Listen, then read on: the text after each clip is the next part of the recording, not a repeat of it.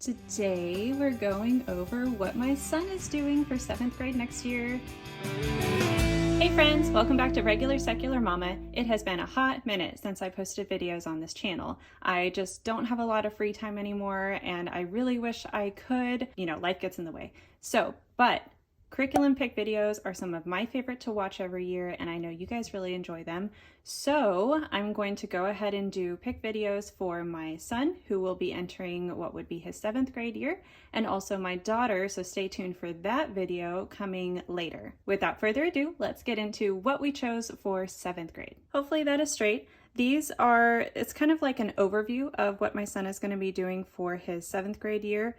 You can feel free to screenshot this if you want to take a look. I usually do this on the computer, but just to kind of wrap my mind around it and gather all the books and things, like you should see my room. It is chaos right now with all the books. This is just kind of an overview of what we're going to be doing for 7th grade. So I'll just get right into pulling out books and things to show you. First of all, I don't have it all printed out just yet. I was editing the document with things that I wanted to add or take out, but we are going to be using Build Your Library Level 8 as kind of the foundation of our content work for the year. My son and my daughter both did Level 7 with me this past school year, and that was a lot of fun going through all the different countries and things. We are going to move on to Level 8, and this time it's just going to be my son and I doing this work together, because my daughter will be getting into high school stuff and she's working basically all independently. Now, it is history of science, so science stuff is kind of intertwined in this.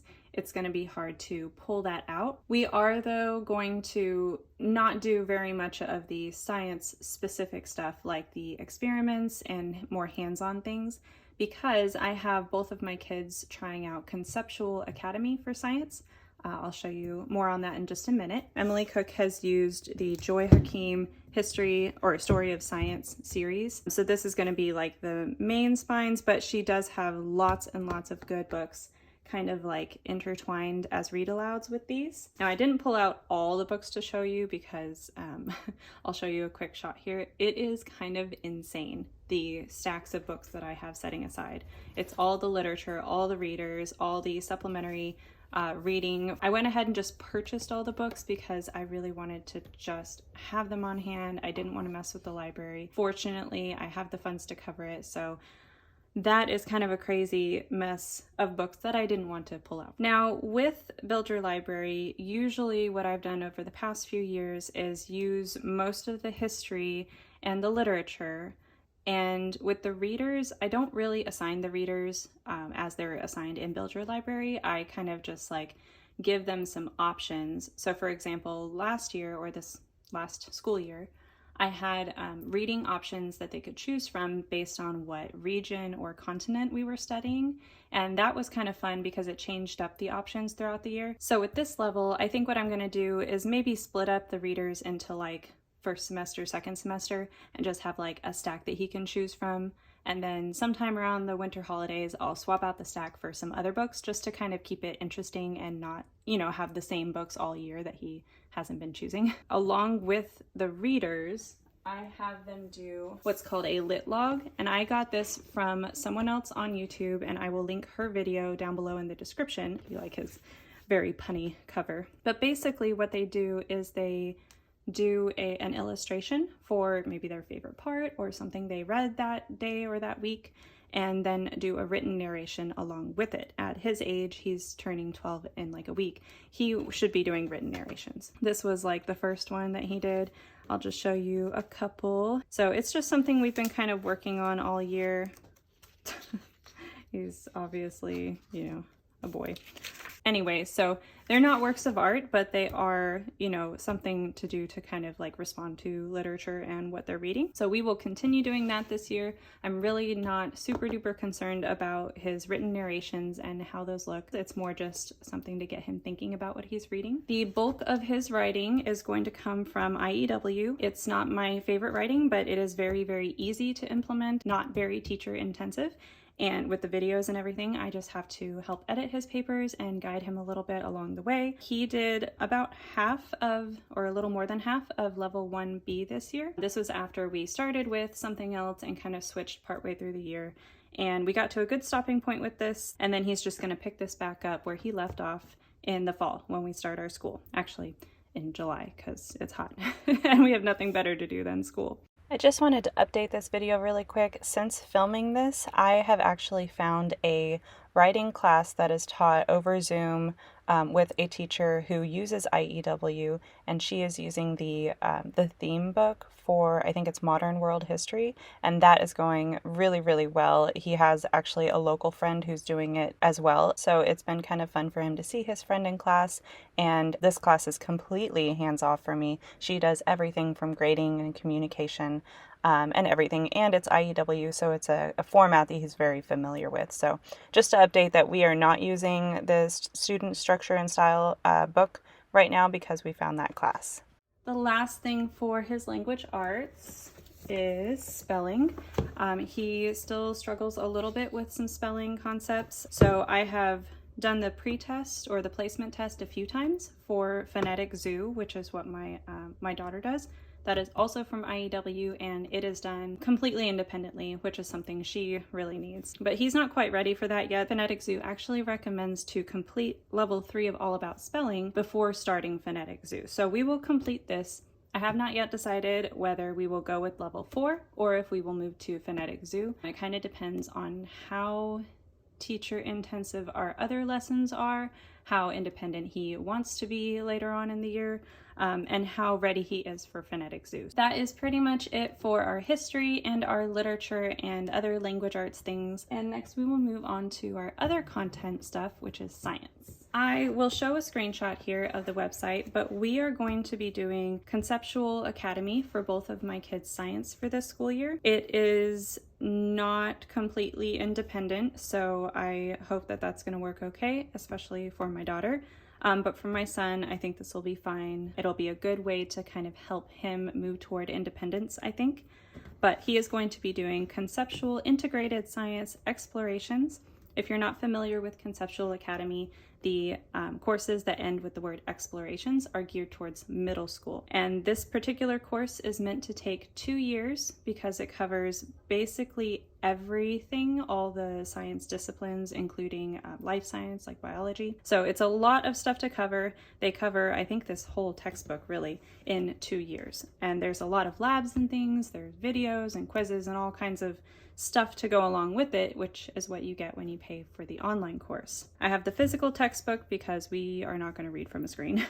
And it came with the practice book, which you don't really have to buy this because when you go through lessons online, it has all these pages that you print out as you go. So I didn't really need this, but I had to buy this new. I couldn't find a used copy at the time, and it came with this. So that's what we're doing for science. Now, just to clarify, we are still going to be using a lot of the science readings from level 8. Everything is just so nicely intertwined. We are going to do as much of the readings for science from this as we can, just not the like experiments and hands-on things because we need time for the other science course. All right, so for math, we have always done Math UC with my daughter. What we did is we did all the foundation levels of Math UC all the way from, I think she did primer or alpha all the way through zeta. And then from there, Math UC gets into pre-algebra, algebra, geometry, all that. Once we got to that level for her, I needed something that I didn't have to really work with her on. So she tried Thinkwell for last school year. She did pre-algebra and it was great. So she did algebra this year and that was great. I am going to try to do the same thing with my son because I'm trying to help him move toward more independent work, which is something that he kind of struggles with just from an executive function standpoint of, managing his time and himself on tasks. So we'll see how this goes. Understands math concepts so easily that he gets kind of bored, but he also doesn't like the idea of having more school if I try to move through a lesson more quickly. So my hope is that the honors version of this will move at a pace that keeps him engaged, but doesn't feel like I'm adding more school on by moving through lessons more quickly, if that makes sense. So like if he's on week 8 of honors pre-algebra, he will be further ahead than week 8 of the non-honors version.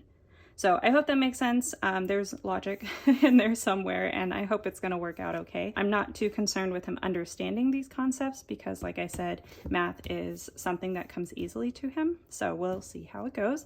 But these are the printed workbooks. I believe you don't have to buy these because everything is available to print online, but I really prefer them to do their work at least partially on paper, especially for math. I went ahead and got those.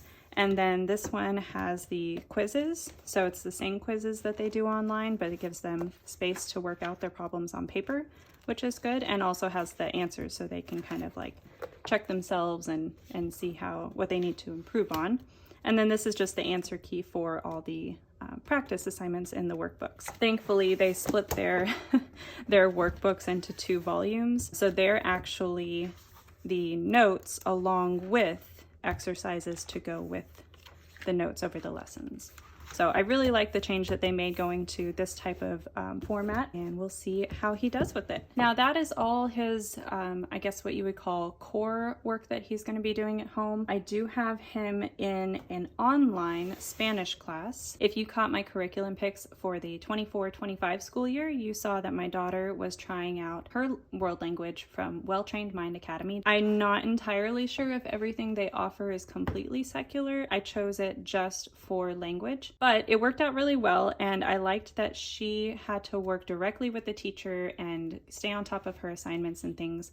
So I went ahead and signed up my son for the middle school geared Spanish 1A. And the way it works is you could take Spanish 1A and 1B in middle school, and then those combined counted as 1 high school credit. So if this works out well and he does well with it, I'll have him continue with Spanish 1B next year and then get him his language credit for high school. So this is just the workbooks and things that the teacher of that course asked for us to purchase. There is one more thing that I didn't mention when I talked about language arts, and it's something that's completely new to me, even though it's not a new curriculum at all, and that is moving beyond the page. I don't know what rock I have been living under, but apparently this curriculum has been around for forever and ever, and it's very open and go as far as like you get the unit, you have the books, and you just start, and the lessons are all laid out for you. There is a teacher guide version of each lesson to help you when you're like sitting down with kids doing their lessons, but the lessons themselves appear to be written directly to students. So I really like that. I first kind of started looking at this for my daughter because I needed some help with her literature, and I'll get into that when I get into her video. But I was looking at it and I noticed they had this book is actually one of our read alouds later in Build Your Library Level 8. So I thought, you know, we could try it and see if this is the kind of format that works well for him. I like that it does get into a lot of literature analysis and tying into some writing concepts like building a good argument and stuff like that. So it just seems to be really well integrated, I guess, with different, like all the language arts stuff. And that is something I tend to kind of try to do on my own, and I feel like sometimes I don't do well. I got just a couple of units to try. This is one that I thought just looked like kind of a lot of fun, and it's a slightly younger level. He'll be turning 12 this year. So my thought is if we start a literature read aloud from level 8, and we decide, you know, we really aren't enjoying the book. Life's too short for books you aren't enjoying, right? We will replace it with this unit, which I think is like 3 weeks long, and we'll just see, you know, how that goes. And if we like it, we can go ahead and incorporate other units I bought. Those are all the actual physical things I have to show you, but I will share with you that my son is just as much into soccer as my daughter is. So they both do spring and fall soccer. Also, we have, there are a couple of local co-ops and things like that, and most of them are religious. So I tried to kind of avoid any unnecessary religious instruction, but I found that we were having a hard time getting out there and getting kids involved with things with other kids, aside from soccer and just like park play days with our friends and stuff. So I went ahead and took the plunge and did an art class with one of the local co-ops, and both of my kids loved it this year. They had a lot of fun. The teacher was wonderful. And that particular co-op, there's nothing that I have to do. It's not really a co-op in that sense, but they do offer a lot, especially extracurricular stuff. I have them both in art again this year, and then my son was going to try musical theater, but he decided against it at the last minute. There is another theater program that he's considering doing, though. It's one my daughter has done the past 2 years. There's a local playhouse in our city that does do a summer program that's just the month of June, basically. He's considering doing it next summer, so if he wants to get into theater, I think that might be a good one for him, just to try it out and see how it goes. That is pretty much everything I have for my son. Stay tuned for my daughter's curriculum fix for her 9th grade, first year of high school. Thanks for watching. Bye.